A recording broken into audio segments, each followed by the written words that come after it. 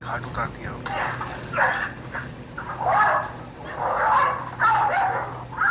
जैसे कि साल 2012 में साउथ अफ्रीका के एक सिटी में चिंपैंजी ने अपने ही मालिक पर हमला कर दिया।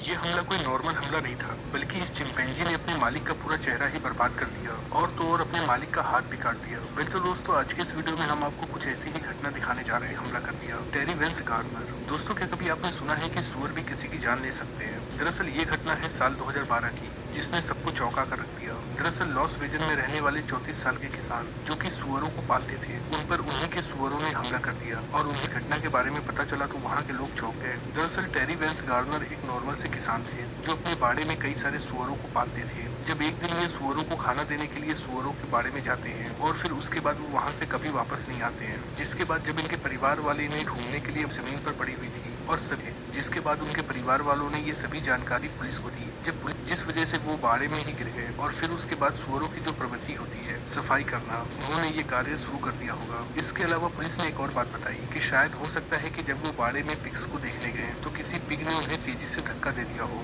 जिस वजह से ये जमीन पर गिर पड़े हो और उन्हें हार्ट अटैक आ गया हो। ये घटना हमें ये बताती है, चाहे जानवर जितने भी घरेलू क्यों ना हो, वो कभी न कभी अपने नेचुरल बिहेवियर में आ ही जाते हैं। दोस्तों, ब्लैक मामा दुनिया के सबसे खास तौर पे ये सांप जंगलों में पाया जाता है, लेकिन क्या हो अगर कोई इसे अपने घर में पालने लगे? इनका नाम था वेल एडिगा स्टगी, जो एक अमेरिका पसंद थे। इससे ज्यादा ब्लैक मामा सांप थे। ये इन सांपों को अपने बच्चों की जैसे पालती थी। लेकिन एक दिन जब उसका पति काम से घर वापस आ रहा था तो उसके पति ने देखा कि अलीटा फर्श पर बेहोश पड़ी है। इसने तुरंत एम्बुलेंस और पुलिस दोनों को ही कॉल किया। जब वहाँ पुलिस आई तो पुलिस ने ये बात समझ में नहीं आ रही थी, जिसके बाद उसका पोस्टमार्टम किया गया तो पता काटने की वजह से हुई। और ये कोई और सांप नहीं बल्कि उसके द्वारा पाला गया ब्लैक मामा सांप था। असल में उस दिन एलिटा सांपों के पिंजड़े का लॉक लगाना भूल गई, जिसके बाद एक ब्लैक मामा पिंजड़े से बाहर आ गया और उसने एलिटा के बाजू को काटा, जिस वजह से एलिटा की मौत हो गई। ब्लैक मामा का जहर इतना जानलेवा होता है कि अगर ये किसी को भी काट ले तो उस इंसान का बच पाना नामुमकिन होता है। दोस्तों, अभी जिस शख्स को आप देख रहे हैं, इसका नाम है एजे मैरिक। मैरिक को टाइगर इसीलिए इसने अपने घर में एक बंगाल टाइगर पाला हुआ था। इसने उसके लिए घर के बैकयार्ड में एक कमरा भी बनाया हुआ था। उस कमरे के अंदर टाइगर की जरूरत की हर एक चीज रखी हुई थी। एक दिन एजे मैरिक के कुछ दोस्त उसके टाइगर को देखने के लिए आते हैं, लेकिन जैसे ही मैरिक के दोस्त टाइगर के रूम में जाते हैं तो टाइगर ने उन्हें देखते ही उन पर हमला कर दिया।